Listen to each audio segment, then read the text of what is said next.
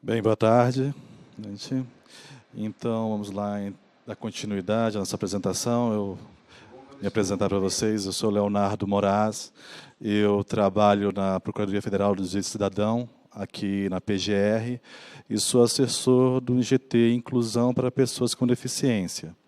Então, lá nós lidamos com essa temática, com as demandas que chegam a respeito desses direitos.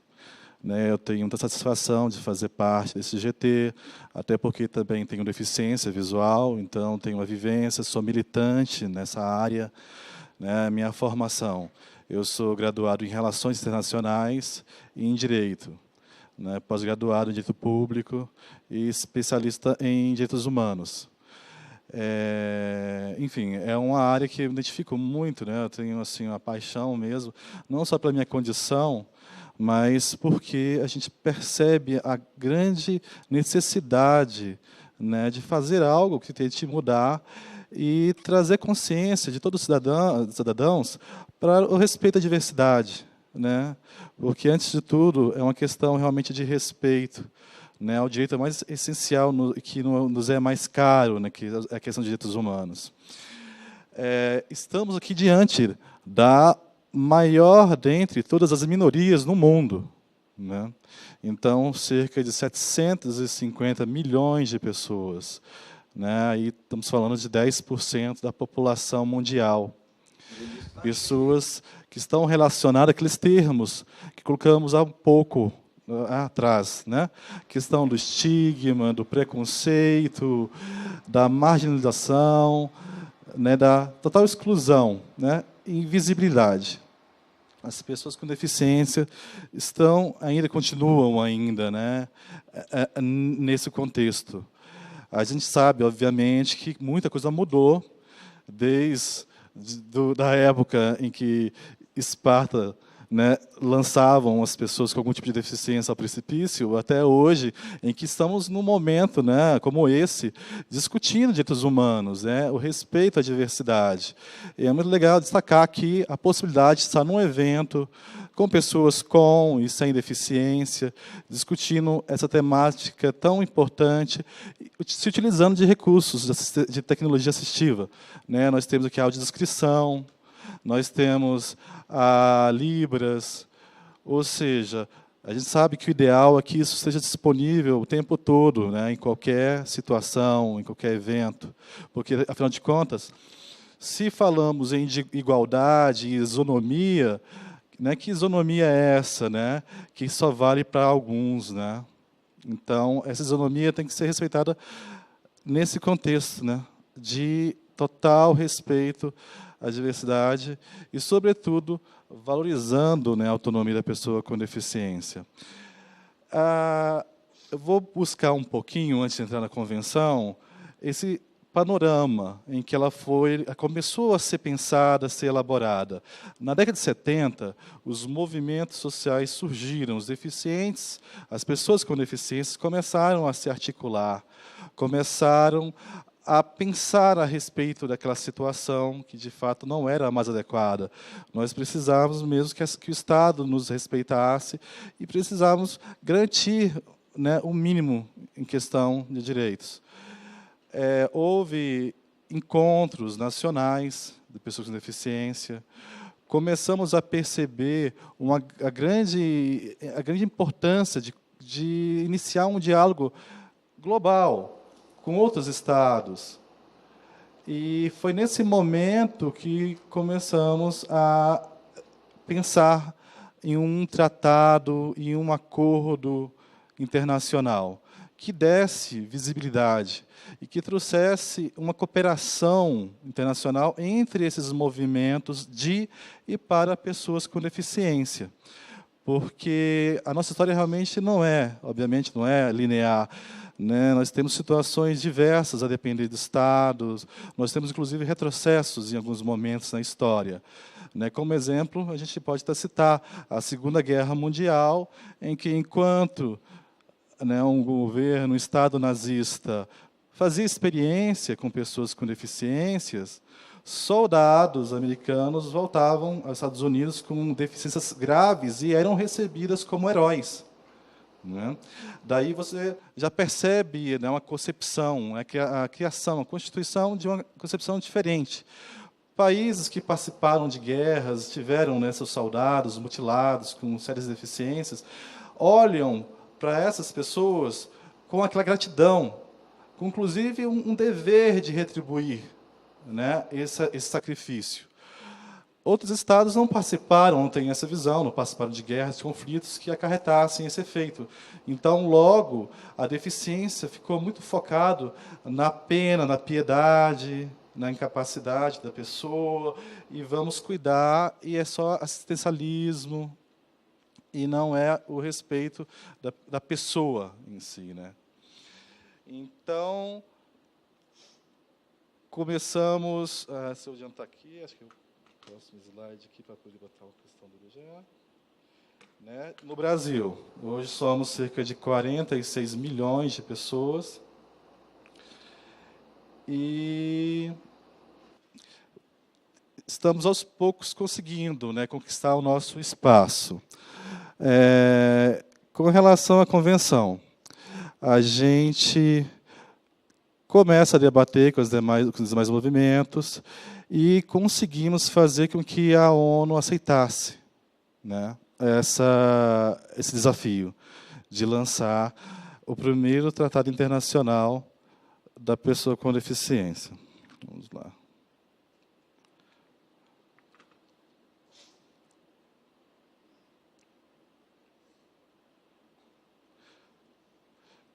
Convenção. Primeiro Tratado de Direitos Humanos do século XXI. Primeira vez em que a sociedade civil, né, participa de uma forma tão intensa. E não poderia ser diferente. Por quê? Porque a pessoa com deficiência tem o que é muito peculiar.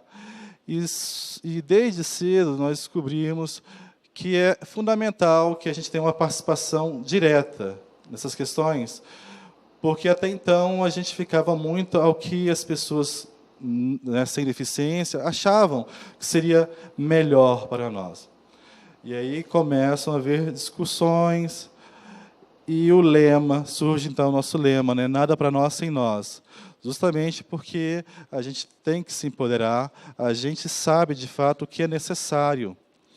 Então, vamos debater e vamos elaborar um texto que, de fato, atenda às nossas necessidades, né, da forma mais ampla possível.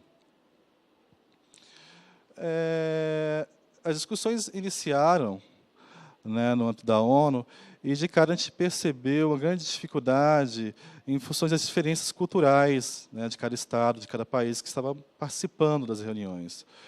Foram 8 reuniões buscando um consenso em torno do que seria um melhor texto, né? E o próprio conceito de deficiência foi um problema, porque para alguns estados a gente teria que se detalhar um pouco mais.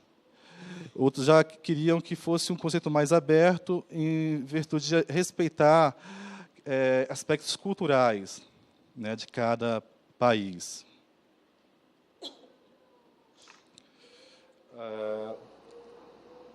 Alguém só me lê o título do próximo? Está aqui, só para me situar. Nós estamos...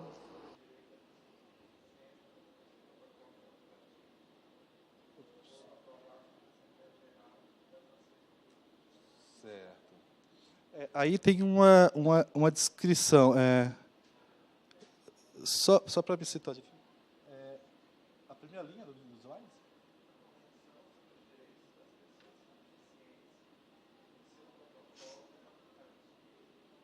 Certo. Eu tinha comentado agora há pouco com vocês alguns aspectos. O primeiro Tratado de Direito Internacional, né, de Direitos Humanos, né, a ser elaborado no século XXI, a questão da participação dos movimentos sociais, que foi muito relevante, a questão do tempo recorde em que essa convenção, né, ela foi elaborada e foi ratificada. Nós temos aí um intervalo de discussões de 2002 até 2006, né, pouco menos de 4 anos. E nós temos aqui no Brasil, em especial, a mensagem de assinatura em setembro de 2007 e a ratificação definitiva em 2009. Ou seja, tudo isso demonstra um grande empenho, sobretudo do movimento de pessoas com deficiência, né? A gente tinha que realmente agora se empoderar de todas essas ferramentas e fazer com que ela se tornasse uma realidade, para que a gente começasse a ter novas perspectivas com relação aos nossos direitos. Deixa. Eu vou passar aqui para o próximo. Por favor, me situar.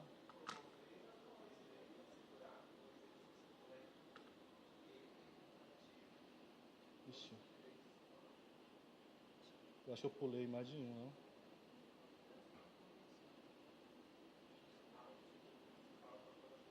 De lá. Só voltando um pouquinho aqui, a questão da importância de ser o primeiro documento, né, o primeiro tratado a ser recepcionado pelo Brasil com status de emenda constitucional. Isso é muito importante em virtude de que qualquer legislação que seja elaborada vai ter que respeitar tudo o que reza a Convenção. Então, nós temos a garantia maior, estamos, né, na cúpula do nosso ordenamento jurídico. E para ter realmente uma força e amarrar todo o restante desse arcabouço jurídico a essas questões, a esses dispositivos, né?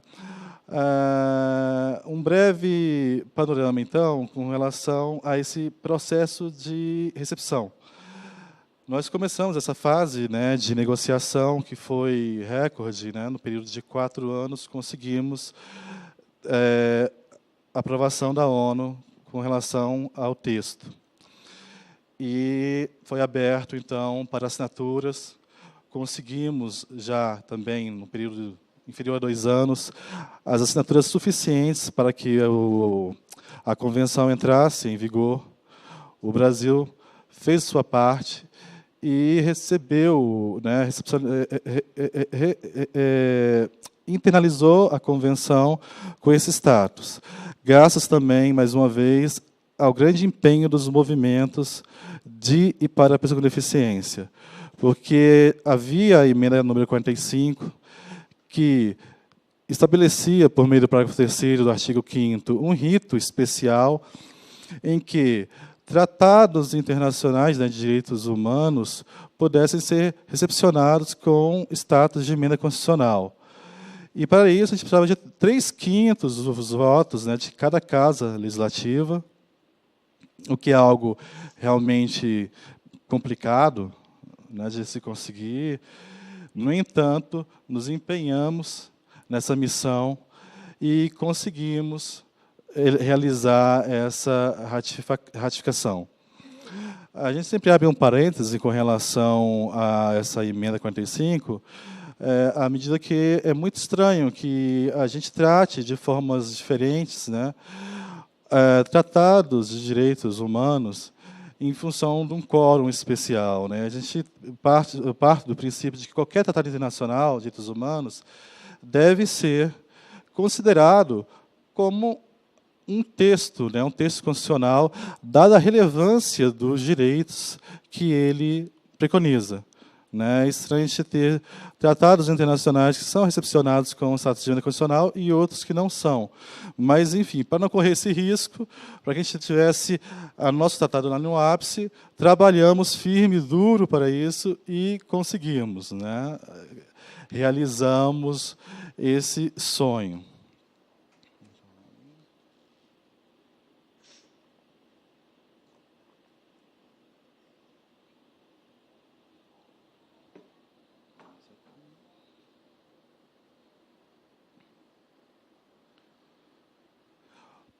Propósito da Convenção.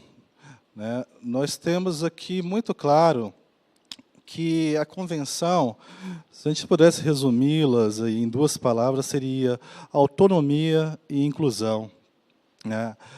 Durante as discussões ficou muito claro que o que os deficientes queriam era o respeito à sua autonomia.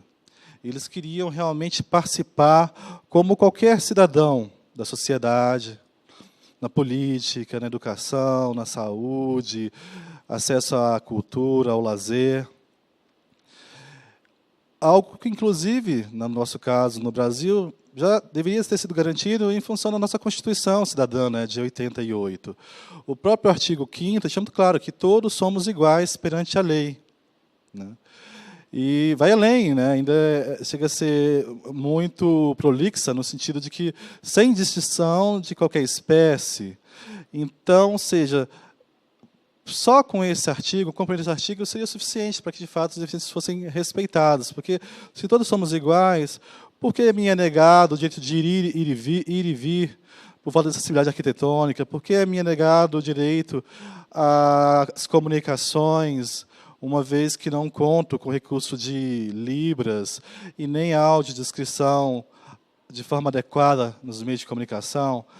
Né? Porque me é negado a educação, acesso ao ensino, em convivência com os alunos, com as crianças, né, ditas normais, né? Então, eu até brinco, falando que a pessoa com deficiência atualmente é como se fosse o Pinóquio, né? Não que a pessoa com deficiência seja mentirosa, né, de forma alguma, mas porque, assim como o Pinóquio, nós estamos sempre buscando a nossa fada azul, né, para sermos transformados em seres humanos, né? Porque acaba que a gente não se sente assim em função de todas as restrições que nos são impostas. Deixa eu passar aqui. Por favor, só descreva. Eu esqueci de pegar o meu dispositivo de descrição. Estamos no... A Aline já falou com bastante propriedade sobre o modelo social, né? Por favor, que aí já me ajuda com relação a essa questão. Só rapidinho, gente.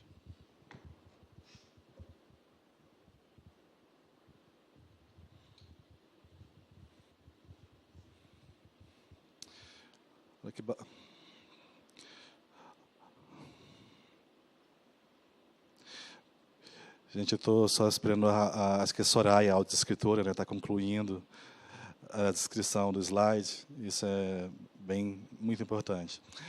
E até porque agora eu me situo melhor. Então, como eu estava dizendo, a Aline falou com bastante propriedade sobre o modelo social, sobre essa nova concepção da deficiência, né? E, resumindo um pouquinho, é como se a gente transferisse, né, a grosso modo, a deficiência da pessoa para a sociedade.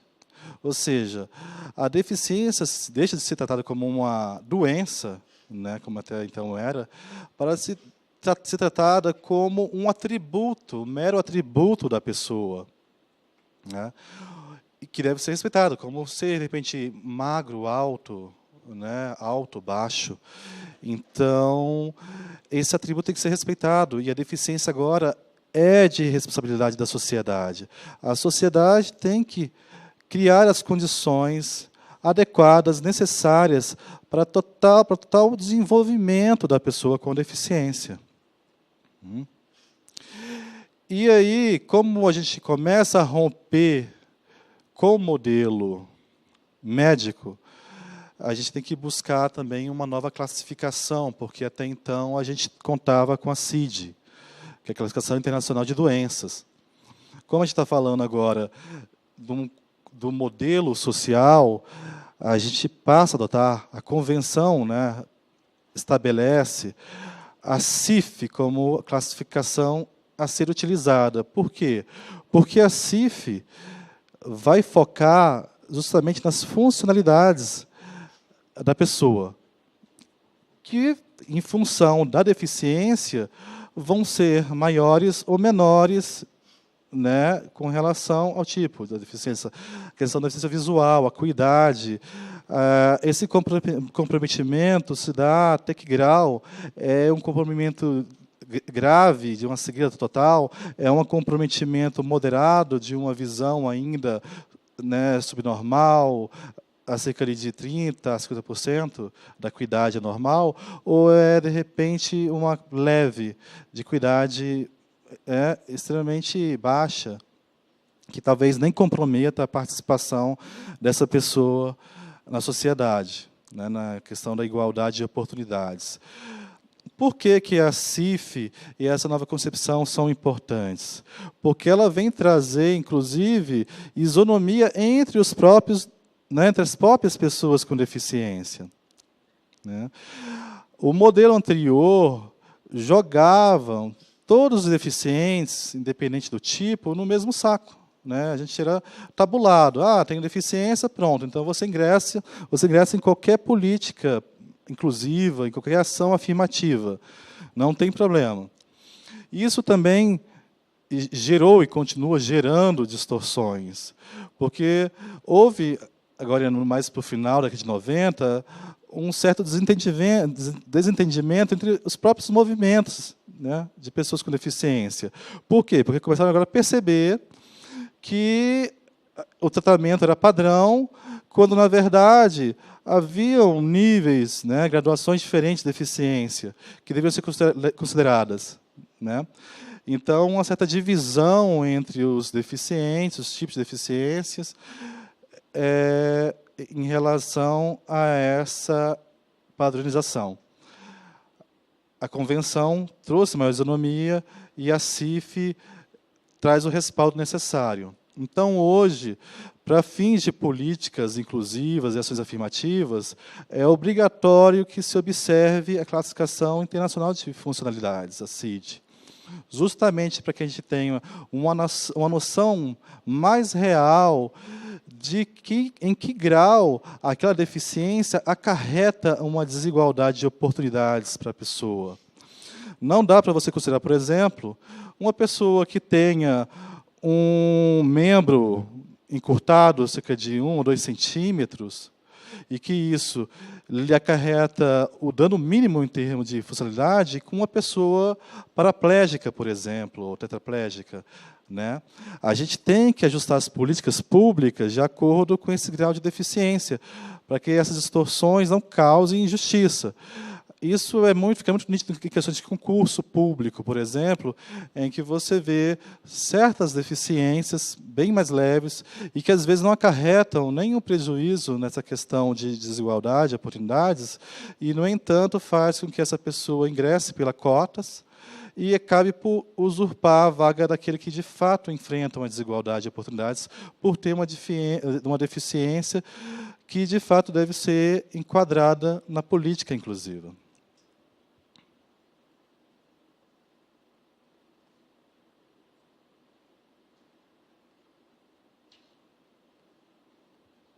Vamos aqui.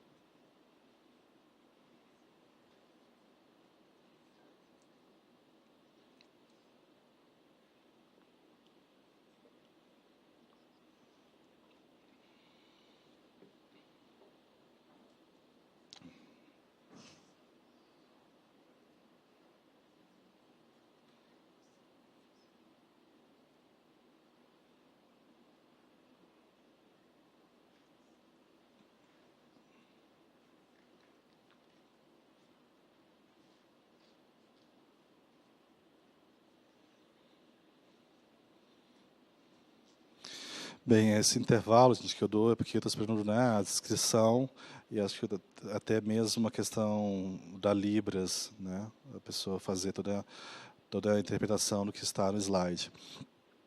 Então, esses princípios, né, reforçam aquilo que a gente já vinha conversando, já vinha debatendo.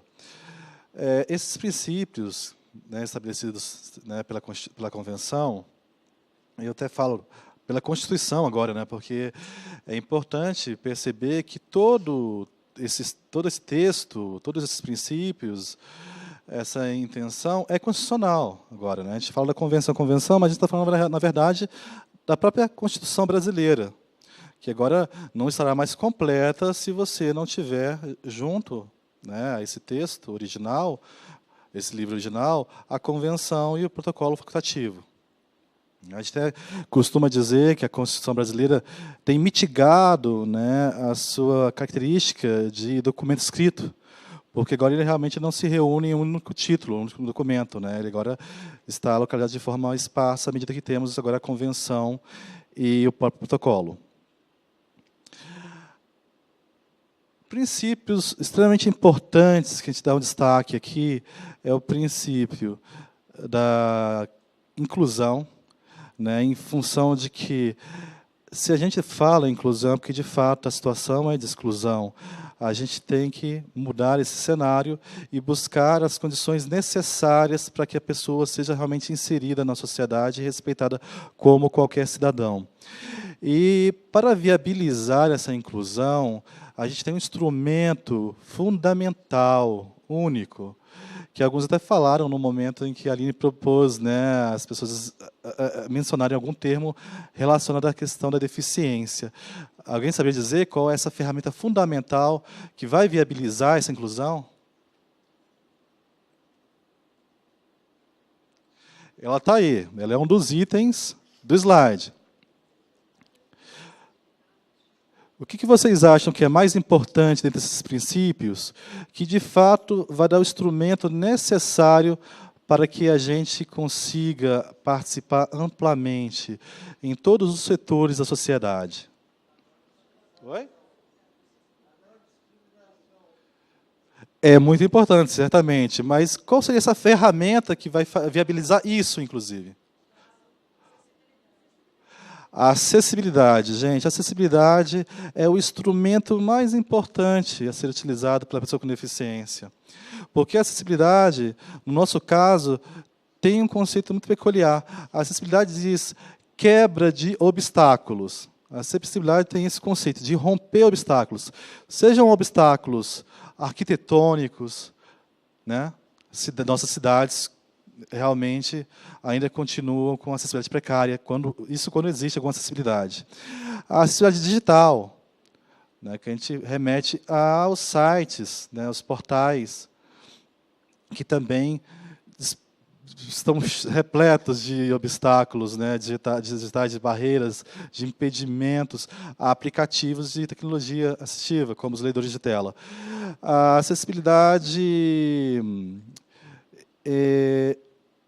atitudinal. Essa, inclusive, é a mais importante. Eu bato sempre nessa tecla.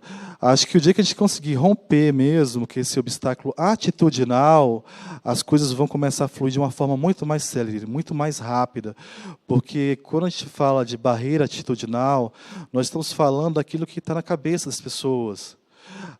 Principalmente dos gestores, aqueles que têm um poder de decisão, né, para viabilizar essa acessibilidade, que é pensar, né, qual a melhor forma de se proporcionar essa inclusão, de que forma eu vou me utilizar da acessibilidade, e buscar, sobretudo, essa consultoria da própria pessoa com deficiência, porque às vezes a gente percebe que os gestores, administradores, cometem graves equívocos em função de não consultar o próprio destinatário desse serviço.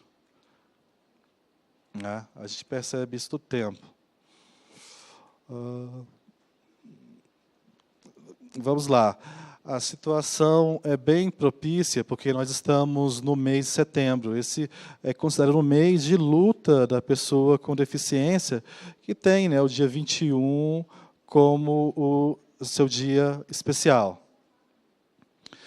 É justamente em memória de toda essa luta, né, que foi travada pelos movimentos sociais desde lá da década de 70, né, que a gente começou realmente a se organizar como um movimento social por meio de uma luta política em prol dos nossos direitos.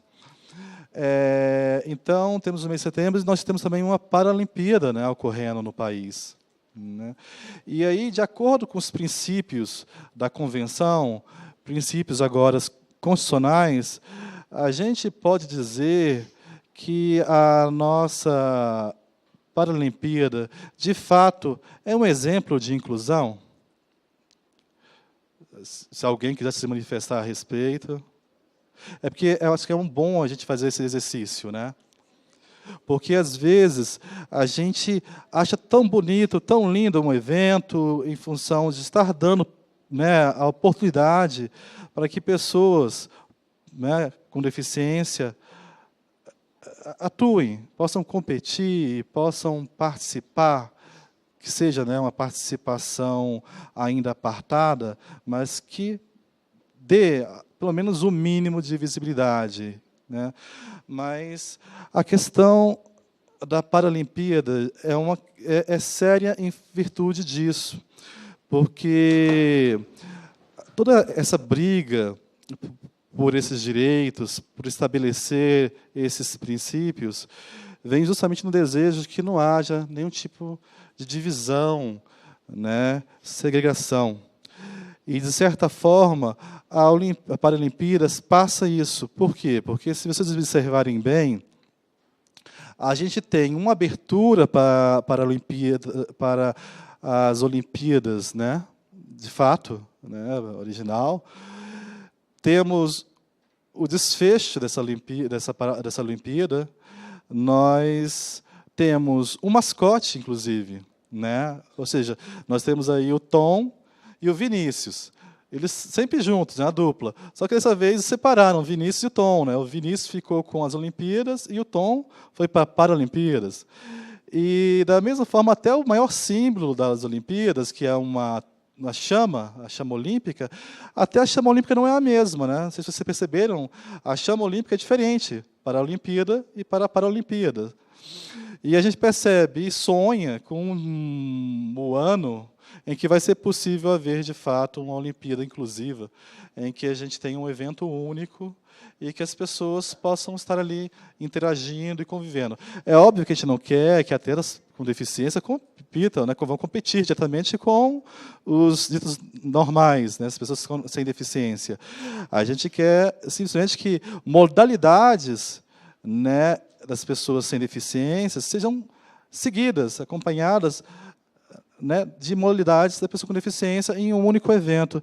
Ia ser muito bom você ver, por exemplo, o Usain Bolt acompanhando, logo após a sua prova, né, a nossa corredora, né, para poder se organizar para a sua competição em seguida, de você perceber essa multa entre os atletas. Seria interessante. Enfim, a gente vai continuar aí porque há muito que se fazer ainda nesse campo da inclusão.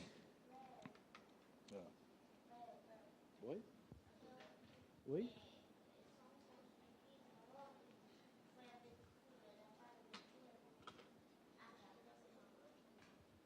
Você quer falar no microfone? Rapidinho, Léo, é porque você falou isso que você falou foi muito importante. Uma pequena observação de ontem, que foi a abertura da Paralimpíada, enquanto 6 canais na abertura da Olimpíada mostravam canais abertos e fechados a estreia, ontem apenas um canal fechado mostrava a abertura da Paralimpíada. Isso é muito sério, como eu estava falando. Tem pessoas, e eu estou percebendo muitos nas redes sociais, que falam, gente, como é lindo, né? Eu acabei entrando aqui no site e vi algumas competições, assisti algumas competições e tudo, e não imaginei que fosse assim. E, de fato, não iria imaginar nunca, porque a mídia não dá o espaço necessário, né? O espaço para que haja uma divulgação, para que a sociedade, de fato, se intere disso e passe, inclusive, a ver isso com naturalidade, com respeito devido. Porque outra coisa que incomoda muito o deficiente, a pessoa com deficiência, gente, é isso. Porque ou nos subestimam demais, ou nos superestimam também demais. A gente não quer nenhuma coisa nem uma outra. A gente quer ser visto como qualquer outra pessoa. Né? Ou seja, você olha para aquele atleta ali com deficiência e vê nele um atleta, né, comum, como outro qualquer. É claro que há maiores desafios, há sim, a gente sabe que há, mas só no momento que você passar a olhar com naturalidade, e aí a grande importância do papel da mídia, que é justamente veicular essas competições, para que isso seja algo realmente corriqueiro, que faça parte do cotidiano durante qualquer evento esportivo, para que a sociedade comece realmente a, sabe, a agir e assimilar isso como algo que sempre existiu, uma coisa que sempre existido, né? E que não é algo mágico, que ali não são super-heróis, sabe? Eles não são pessoas mágicas, são pessoas comuns como qualquer outra pessoa. Eu passei o slide e acabei não acompanhando a descrição. Estamos no... Perdão?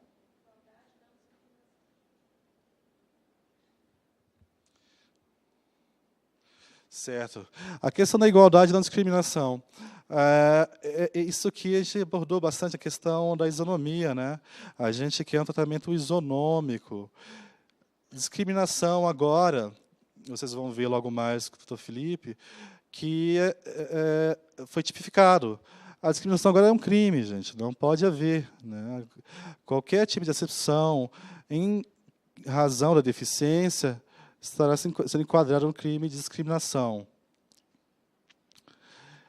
Isso é muito importante porque vem dar um peso muito grande, né? Um peso muito chamar a atenção da sociedade de uma forma incisiva, porque se você age de uma forma inadequada, se você cria obstáculos, se você não proporciona acessibilidade em algum serviço que seja público, você vai ter que responder, inclusive, criminalmente por isso. Vamos lá.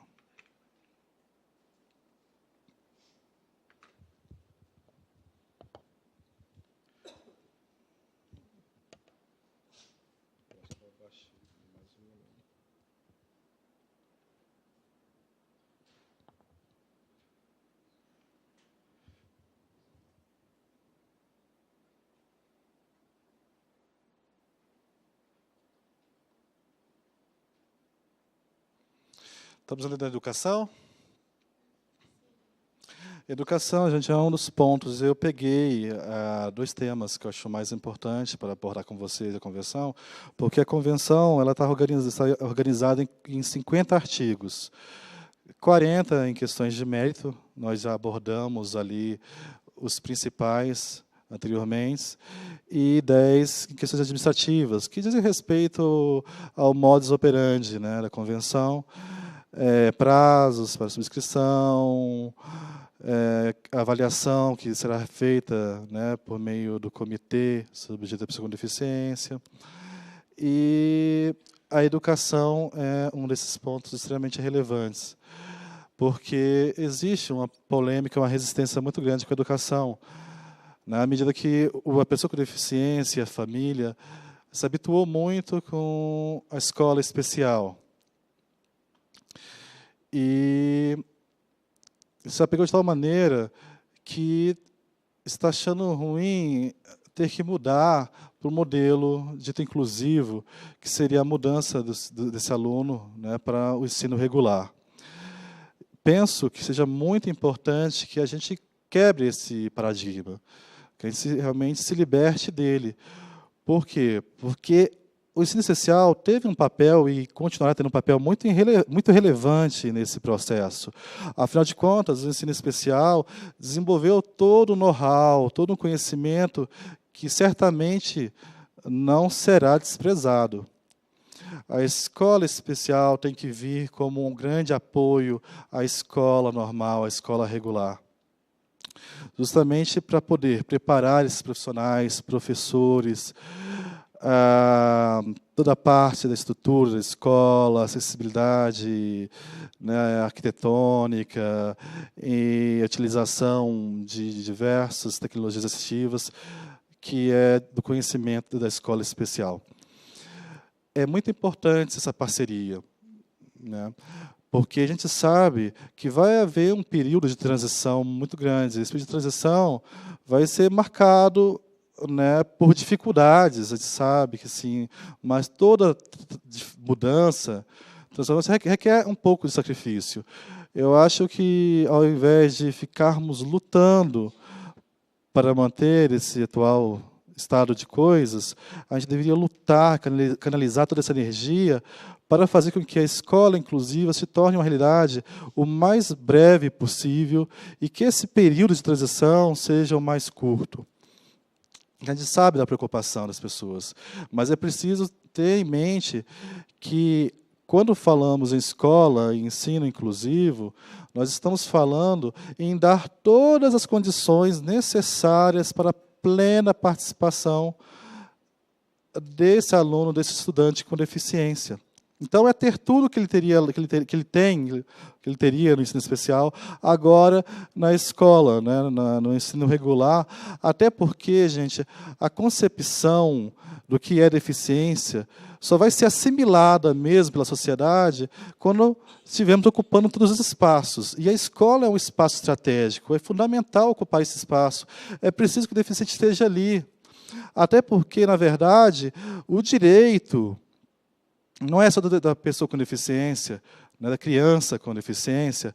O direito também é da pessoa sem deficiência, da criança sem deficiência, porque existe também um direito dessa pessoa a crescer, a conviver com a diversidade. Porque é óbvio que é um crescimento mútuo, né? Todo mundo ganha com a inclusão, todo mundo ganha com essa convivência, com esse respeito à diversidade. Imagine vocês, uma escola inclusiva em que crianças ditas normais convivem com crianças, né, com deficiência, de forma ali mútua, harmoniosa, vão ser adultos com outra concepção do que é deficiência. Isso é natural, é claro isso, né?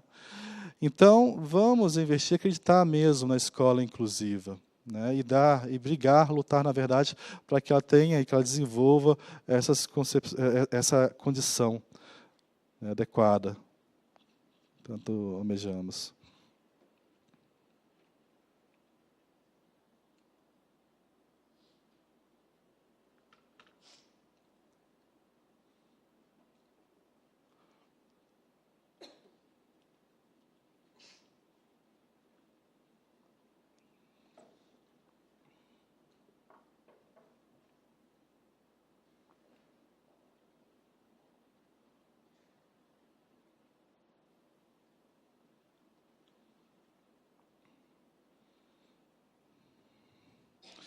Bem, quando a gente fala no trabalho e emprego, e aí a gente sabe, tem aquela máxima que o trabalho que traz dignidade, né, ao ser humano, à pessoa.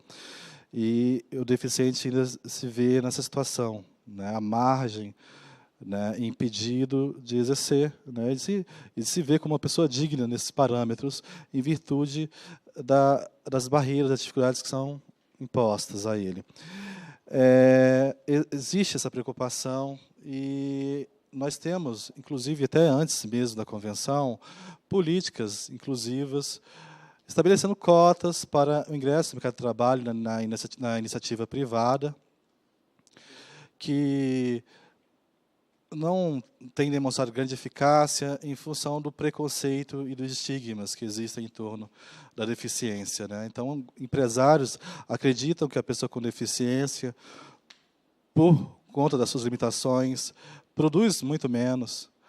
E acredita também, né, o segundo grande argumento deles para não contratarem é que a pessoa com deficiência é muito cara em virtude das adaptações necessárias para adequar o seu ambiente de trabalho.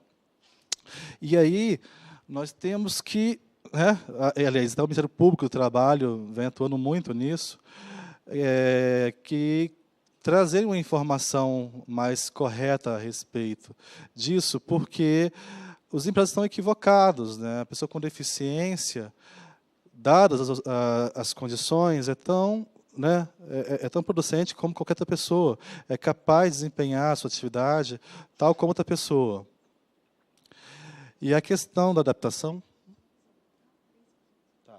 E a questão da adaptação do ambiente de trabalho, hoje o custo é mínimo, né? E isso leva em consideração deficiências das mais graves, né? Primeiro que agora já há uma obrigação de você ter acessibilidade arquitetônica em qualquer empresa, né? Em qualquer instituição de uso público. Então, a acessibilidade arquitetônica já é uma obrigação, então não há novidade quanto a isso. A questão da adaptação do ambiente, no que diz respeito às tecnologias assistivas, também foi feita uma pesquisa, estudos revelam que o gasto maior, em média, com um empregado com deficiência, gira em torno de R$ 500, né?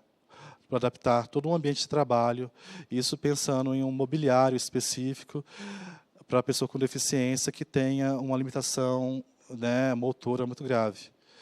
Nos outros casos, na maior parte dos casos, nem o custo, né? A deficiência visual, antigamente, que era vista como um dos maiores custos, porque era necessário um computador especial, era necessário um software especial. Hoje, nada disso mais é custo, porque o computador que o deficiente visual utiliza hoje é um computador comum, como de qualquer outro, e os aplicativos especiais são livres, né? São aplicativos não proprietários, que você pode baixar em qualquer site, instalar, e ali já temos um computador plenamente acessível para que o deficiente visual possa trabalhar tranquilamente, ou seja, custo zero. E aí a gente tem que começar realmente a difundir essas informações para que eles tenham uma noção precisa, mais adequada do que de fato é custo. Sem falar no aspecto de que qualquer custo pode voltar, né, como ganhos para essa empresa, em virtude de que a pessoa com deficiência, nesse mesmo estudo que analisou a questão dos custos, viu que o deficiente tende a desempenhar até mais do que uma pessoa dita normal, em função da dificuldade que ele sabe em ter acesso àquele emprego. Em virtude disso, da pouca oportunidade que surge no mercado de trabalho, ele vai ter muito mais esmero, muito mais dedicação. Inclusive, a taxa de manutenção do emprego na pessoa com deficiência, após 1 ano na empresa, a taxa de desemprego é muito menor do que a taxa de desemprego de pessoas ditas normais após 1 ano de permanência. A taxa de manutenção está na casa dos 85% a 90% no primeiro ano de trabalho dessa pessoa, no mercado de trabalho, né, na iniciativa privada. Enquanto as pessoas ditas normais têm uma taxa de desemprego, né, de perda desse emprego, né, de não manutenção desse emprego após 1 ano, de 70% de manutenção. E temos também a questão dos concursos públicos também, que é outra forma de acesso, e aí todos aqui devem conhecer também, assim, uma boa parte deve saber das cotas também para ingressos na carreira, né, na carreira pública, no serviço público. E que, inclusive, está sofrendo muitas críticas em função de trabalhar ainda com o modelo médico da deficiência, na questão da reserva do percentual de cotas. Então, se utiliza muito dessa padronização da deficiência, ou seja, você tem qualquer deficiência, você está dentro da cota. Enquanto a gente começa a brigar e começa a demonstrar que, para fins de ingresso na carreira pública, no serviço público, também é necessário se observar a CIF, Classificação Internacional de Funcionalidades, para que você tenha também uma maior justiça na distribuição dessas vagas, porque senão nós vamos ter novamente deficiências muito leves, como vem ocorrendo, que não acarretam aquela desigualdade de oportunidades que nós falamos há pouco atrás, ocupando vagas de pessoas que, de fato, deveriam ser atendidas por essa política afirmativa, né? Bem, depois de falar da convenção e dos seus principais eixos, a gente tem que falar de como está a situação do Brasil atual. E, rapidamente, eu vou concluir, e eu quero mostrar para vocês a avaliação do Brasil perante o Comitê sobre a Pessoa com Deficiência da ONU, que essa avaliação é recente, se deu agora, no ano passado, para saber como o Brasil se portou ao longo desses primeiros anos após a ratificação da Convenção.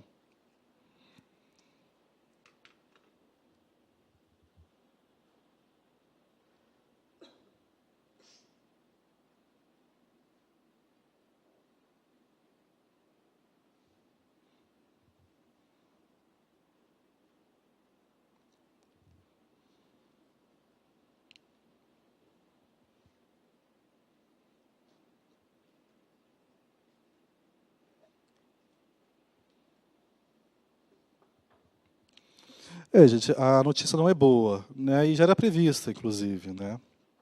Por muitos, né? Pelos deficientes, principalmente, né? Nós estamos aí acompanhando, né?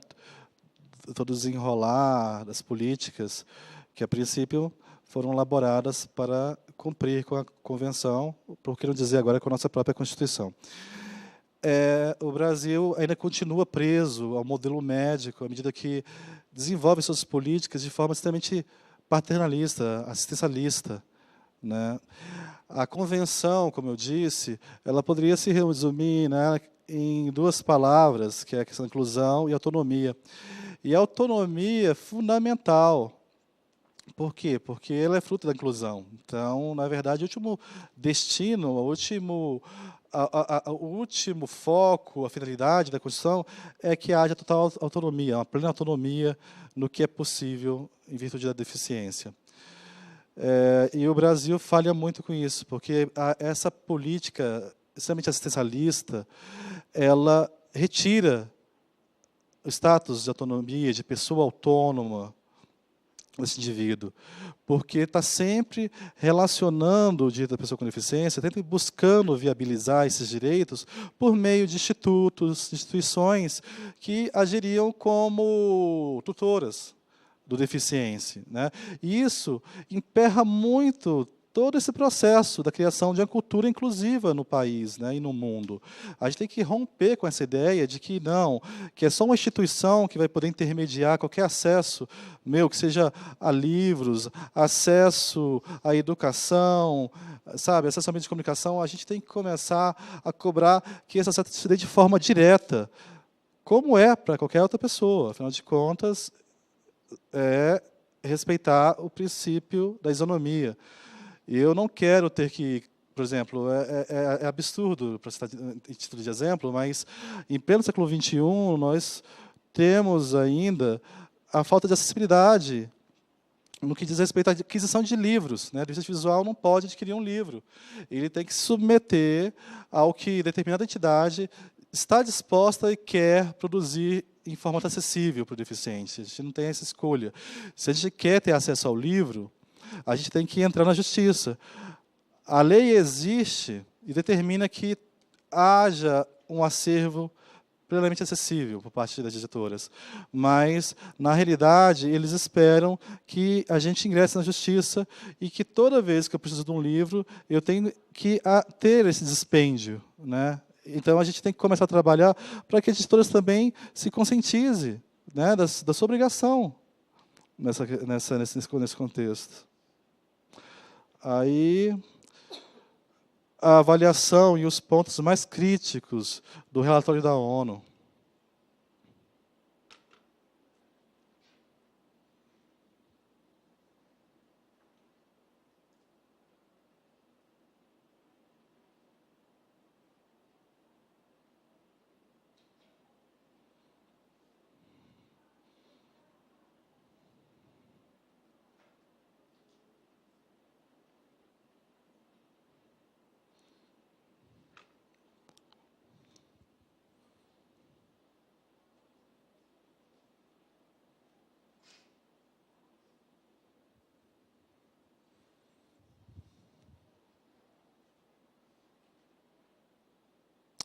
Enfim, então, aí são os problemas mais graves, né, mencionados, identificados pelo comitê da ONU, e aí a gente percebe que temos um trabalho muito árduo pela frente, né, no sentido de dar eficácia a todo esse arcabouço jurídico, porque a despeito do Brasil ter uma das legislações mais sofisticadas no que toca ao direito das pessoas com deficiência, ela não é cumprida, né? Nós temos aí legislações, né, que determinam um transporte, meio de transporte acessível, plenamente acessível, que deveria estar sendo cumprido desde 2010. Né? E estamos em 2016 sem a garantia, né, sem poder exercer esse direito. Vou dar um exemplo. Então é isso, gente. É válido dizer que durante todo esse processo de elaboração, de ratificação, de aplicação da Convenção, o Estatuto da Pessoa com Deficiência já estava sendo gerado, né? Ele vem ali desde 2000. Ele foi apresentado pelo deputado, então deputado Paulo Paim, que agora já é senador, né, quando da sanção da LBI. E então é um processo de maturação durante 15 anos e ela foi adequadamente reformulada para atender a convenção. E o doutor Felipe vai poder passar, né, mais detalhes a respeito da LBI para vocês a seguir. Qualquer dúvida, estou à disposição. Muito obrigado.